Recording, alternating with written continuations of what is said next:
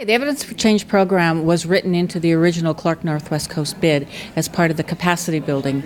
At that point, it was called Team CPD, but it's based on some assumptions about that people would want to make changes in their practice. So the people in the NHS and in social care want to make changes in their practice. They might not have the evidence that they wanted to use it to make those changes, but that actually, if we had them working in teams, it would be stronger and it would be easier for them to identify the evidence they needed and make those changes in health and social care. Good morning, everybody. My name is Tahir Qasim. I am the one of the team members and the lead for this project. And the project was created to improve bowel cancer screening uptake in the Black, Asian, and minority ethnic communities in three neighborhoods in Liverpool where many of the we call BAME population reside. The partners who worked, we are a big team. The partners who work within this project are people from the public health within the city council, from BAME communities, Liverpool Clinical Commissioning Group, the NHS England, Cancer Research UK, Liverpool Community Health, and the clerk, of course, who helped us, being here today. Within the next 20 minutes, you will hear from different speakers who are going to say something, and the whole project was trying to tackle health inequalities by seeking to improve bowel cancer screening among BAME communities. And we divided the task and thought that it would be sensible that in phase one, Richard is going to talk about what has happened in that phase. And then Jahanara is going to talk about the involvement of the panel advisory group, which is the only advisory group within the four teams. This is the way how we did it in Liverpool.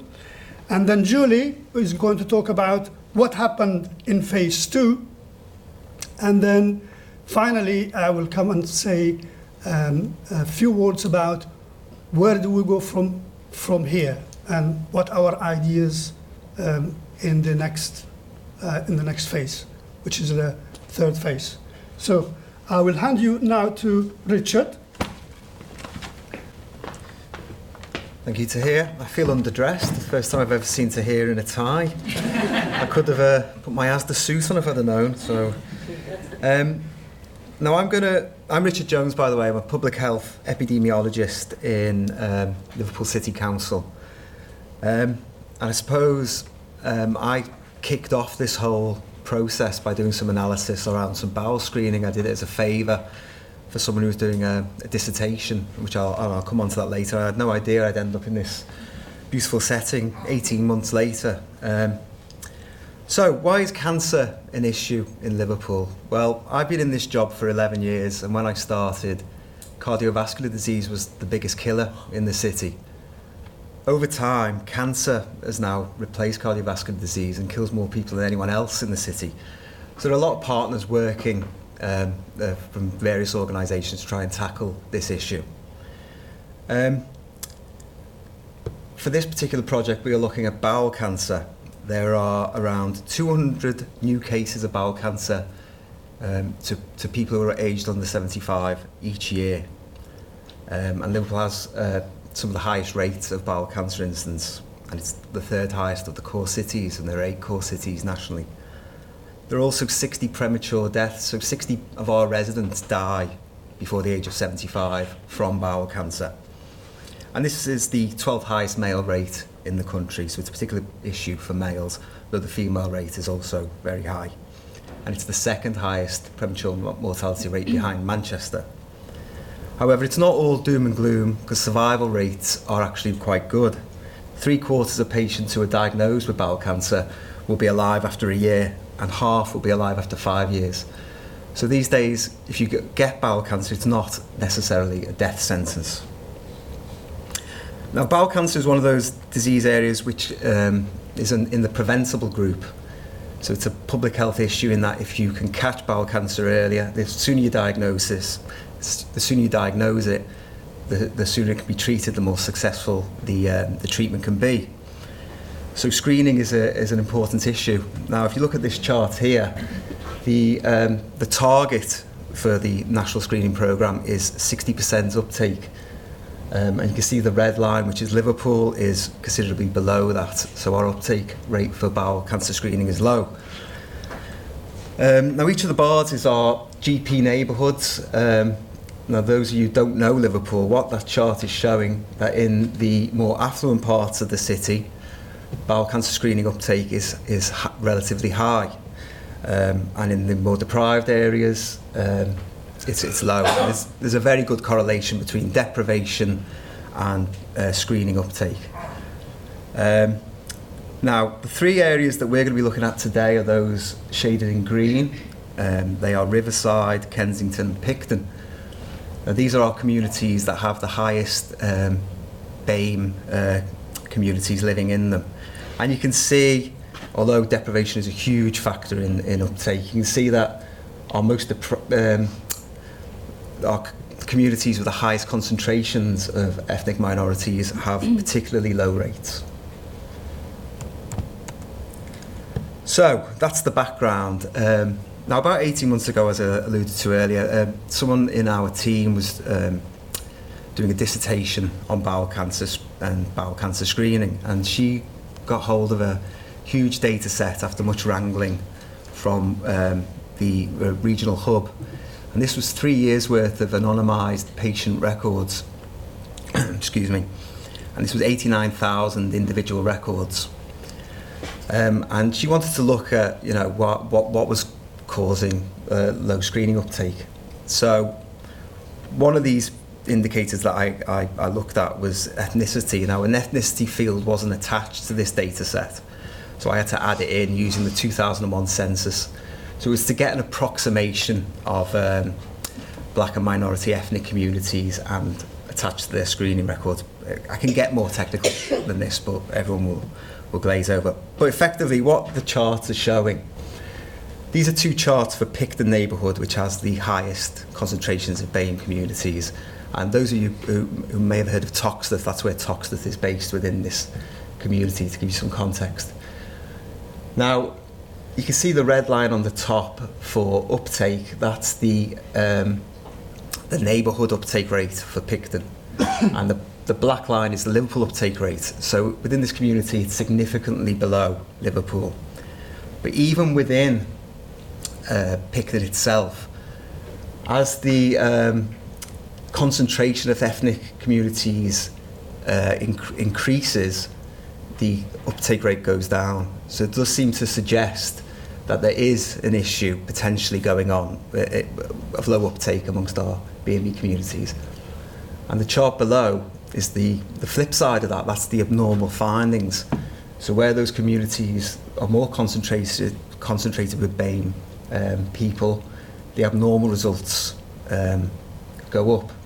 So you could argue, and this is what the purpose of the Clark was, that if we try and do an intervention around bowel screening uptake amongst BAME communities, we might find people with either bowel cancer or with polyps, which are precancerous bowel cancer, and treat them and potentially save lives. So, what we did with this presentation was quite a large presentation. We touted it around the respective partner organisations. Public Health gave us the go-ahead to do this. And we also presented it at Liverpool Community Health and Cancer Research UK. And then we took it to the 3 neighbourhoods in question, and we received mixed results from the GPs present. Some GPs were opposed to screening, were quite hostile and attacked myself on here, not physically but verbally, and they were blaming us for the National Bowel Cancer Screening Programme, which had nothing to do with us. Other GPs in other neighbourhoods were like, yes, there is an issue with BME communities, we've seen it, we need to do something about this, but we've got no money, so go away. And this kind of led us into the Clark process, which Tahir has led. First of all, we wanted to see if there is an issue amongst BME communities. We've only got some, it's not dodgy, but it's questionable evidence. So the process was to see if there is any evidence and then see if we can put something in place to try and improve uptake rates amongst our communities. So that was phase one of the process. And now I'd like to hand over to Johanara, who's going to do the next phase. Okay. So the slide's been updated? Yes? Yeah. Great. Okay. So I will talk about the BAME advisory group, which represents the Black, Asian and minority ethnic communities. And the members of the group were recruited through community organisation and existing networks working with the BAME community in Liverpool. And I think this group is quite... it embraces the diversity of the BAME community, and it just doesn't address it as a definition. And for that reason, we decided as a group to send different members to the workshop at the Evidence for Change, so members can be fully involved in the process and learn about the process as well. And this was shared during the monthly meetings, at the panel advisory group meetings, to see where we are with the intervention, to see some of the challenges that we're faced with, and the way forward. And what we hope to achieve in phase 3 through community engagement is to explore new ideas of how we can work with the BAME community, because there is like a diverse needs in terms of how we work with different ethnic groups. And again, as I said, it can't be addressed just under one single definition as a BAME group. Different groups have different needs. And we have explored ideas around using the possibly using drama to kind of get that message across. So for the key for us in phase 3 is to reach out deep into the community and raise awareness about the intervention and about the awareness of bowel screening. What we have as well, in the panel is a lot of community knowledge and a lot of community intelligence, and we plan to use a lot of that to address some of the challenges that we may be faced and use local solutions to address that. And I think this whole approach really creates a positive environment where you have the BAME panel and also key stakeholders who are key players and will influence change and influence policies to empower individuals within the BAME advisory group and within community. And it's really useful as well for relationship building as well, to gain a better understanding of the complex issues within the community and how we can address that in relation to the uptake of bowel screening. And that's it from me, and Julie will talk more about phase 2. Okay. Hi, I'm Julie Byrne. I'm a screening and immunisation coordinator, and I work in Public Health England, and we've been involved with this project. Public Health England within Merseyside, or Cheshire and Mersey as our team is, we actually commission and oversee the screening programmes that operate. And I'm the bowel screening lead and also the Liverpool lead, which is why I ended up working on this. Looking through, what I'm going to talk about is how we looked at the problem and how we thought about getting some information together and how we worked with the Clark within that. Obviously, it was the City Council that were approached through Clark in order to take part in the project. When Tahir started working on that, and obviously the information from Richard, it became apparent there was an awful lot of stuff that we needed to do in quite a short time period.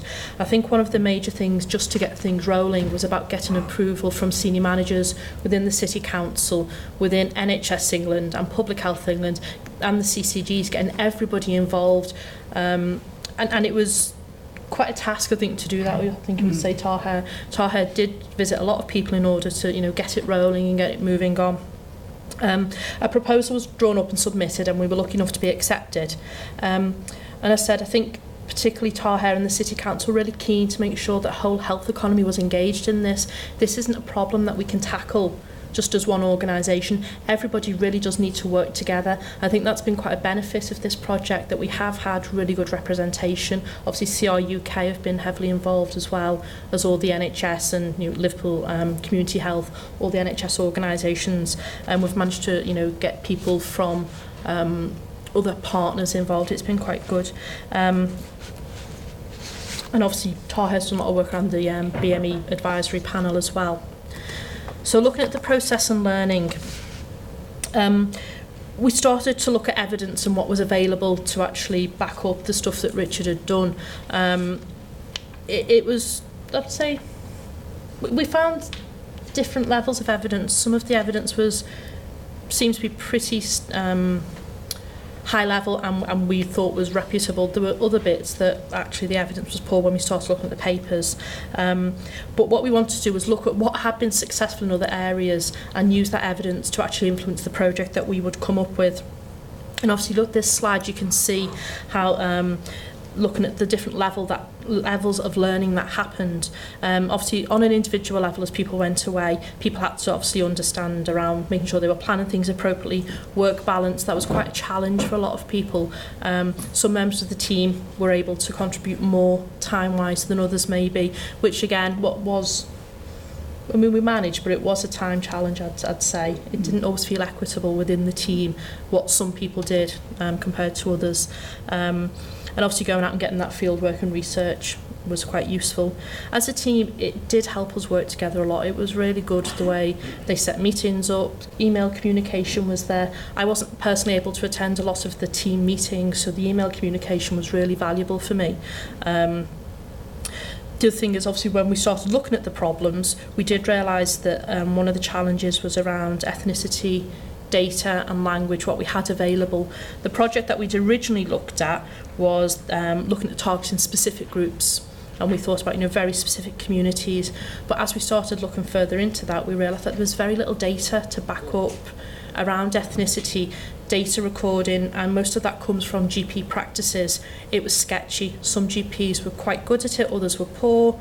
It was really quite difficult, and because of that problem, in the end, we had to pretty much change the focus of the project. So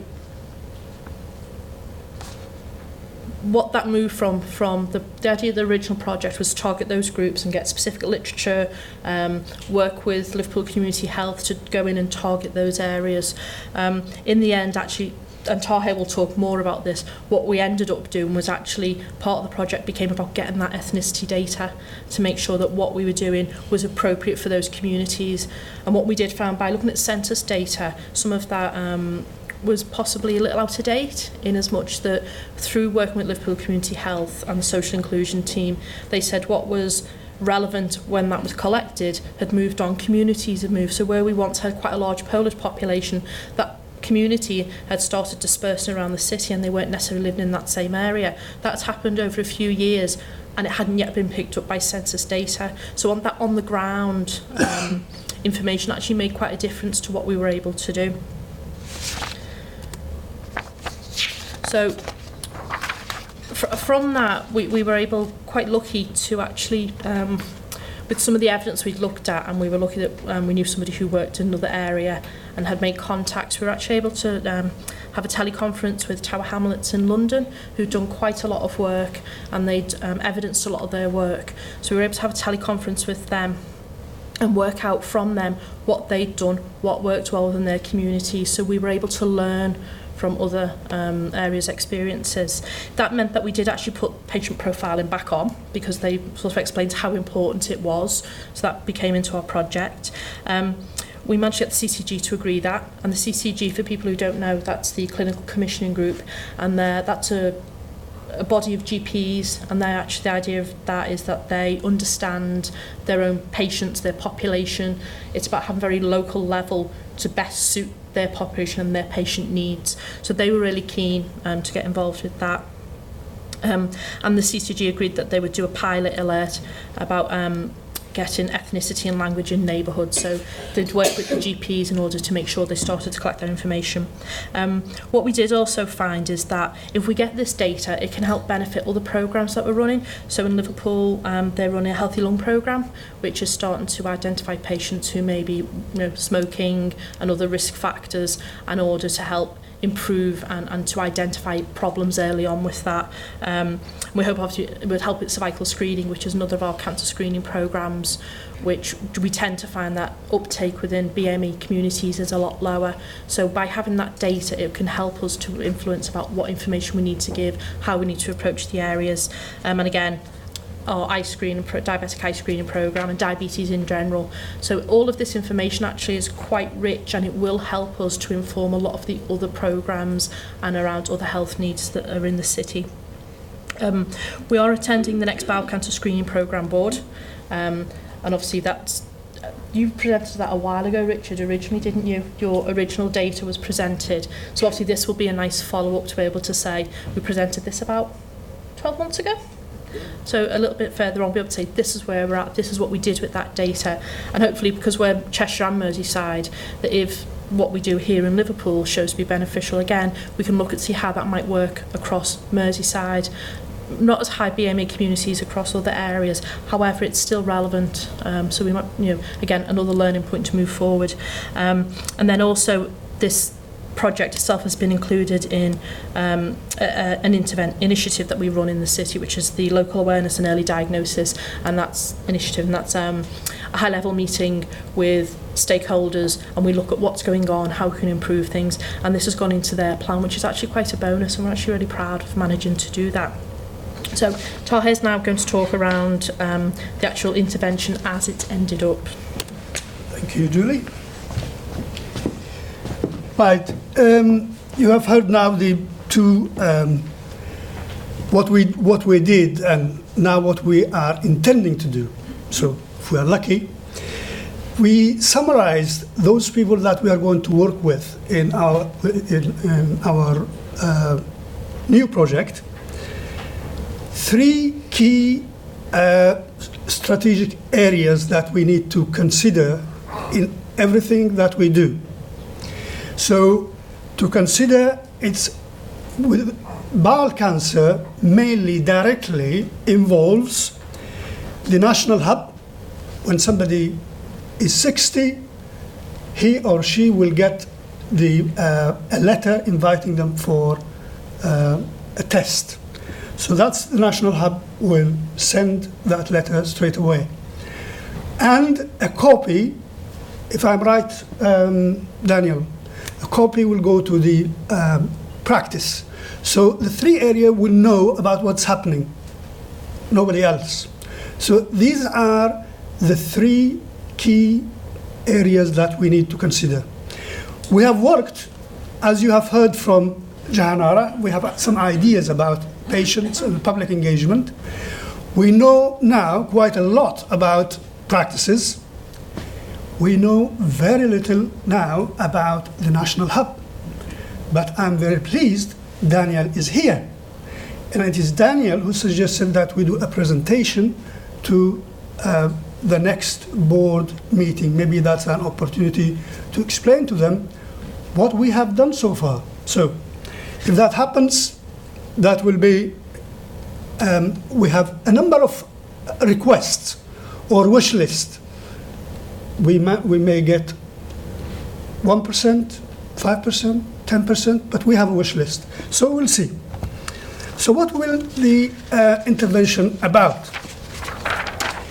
We are planning, that's as Richard indicated, there is a big problem, and we want to increase bowel cancer screening uptake in those three areas where there is a big population of BAME communities. So that's what we want to do.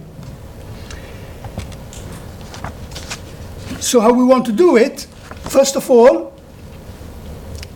at the moment, the Liverpool City Council Public Health is the lead for this project, and we have submitted the business case, and I'm waiting for their approval. So that's the first thing that we wait for.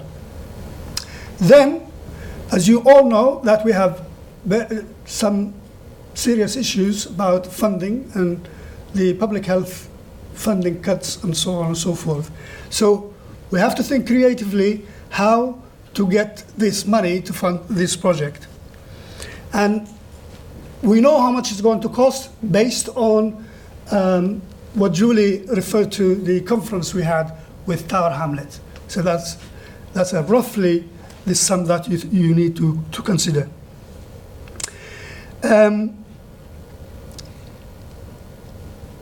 We have some ideas about what this GB specification is going to be. So we have to negotiate, and we will start, with those who are willing to be with us.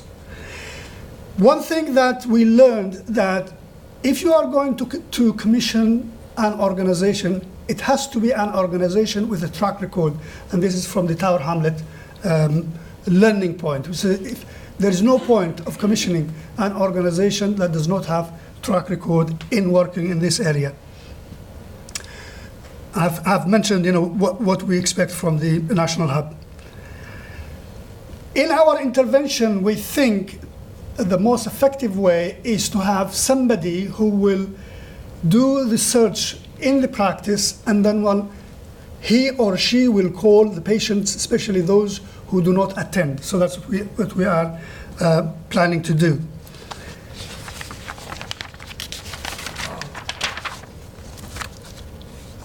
And then we are introducing something because many people are now using mobile phones, so we think maybe SMS will be a way forward. Believe it or not, this is true. Richard mentioned the last 18 months, and one of the things we want to improve patient records, both ethnicity and language. And I have been talking to numerous people about how can we get this right, and that's why Julie said patient profiling is back on the table. I just wanted to have a sense, how difficult or easy it is going to be. Yesterday, this is after 18 months waiting, yesterday I got an email, very quick email. It takes seconds to put an alert in the system so that when somebody does not speak English or have poor English, it can pop up. Or if somebody is not recorded his or her ethnicity, it's very easy to do. Now, I have been told many different stories. It's difficult, takes time, and so on and so forth. And it is so crucial in our communication, especially between patient as well as his or her GP. So we're learning, and I think, thank goodness, we were part of Clark, and we are learning every day. Whatever we decide to do, we have to get the approval of the local medical council, and we want to engage the academia with us so that the evaluation will be crucial. Again, the engagement of BAME was really, really valuable, and we will keep it that way. How to continue with Clark, I really don't know. Maybe we have some ideas, but we will explore it, this afternoon. So,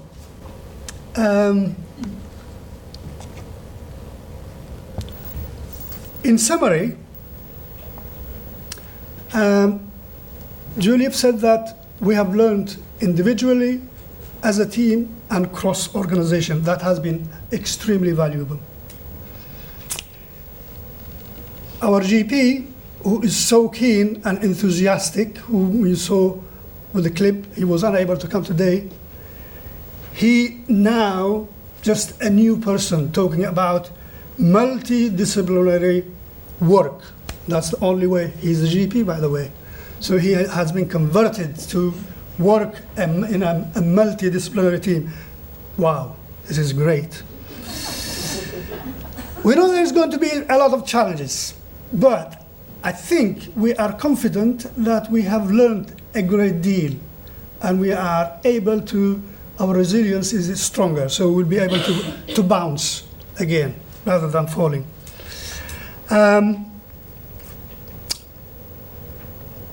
The information, if we can get that right, that will be a big bonus.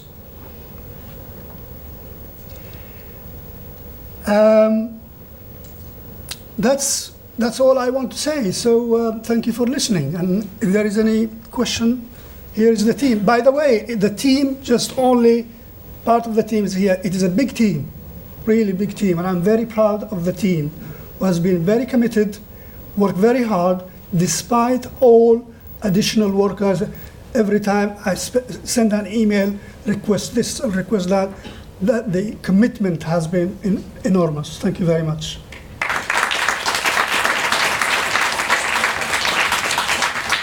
Well, I think the teams have done a stunning job. They've done all of the things that we asked them to do. The history of the Clark is that it has to do with health inequalities and there has to be public engagement, and that's happened across the themes. It's identified some challenges in all of that, but actually it has all grown. The teams have done things like patient and public involvement in different ways. We can't judge that as successful or not successful. It worked for their teams and worked very well for their teams. So it's really contributed to the work of the Clark in terms of looking at health inequalities, patient engagement, and changing practice to improve the population's health.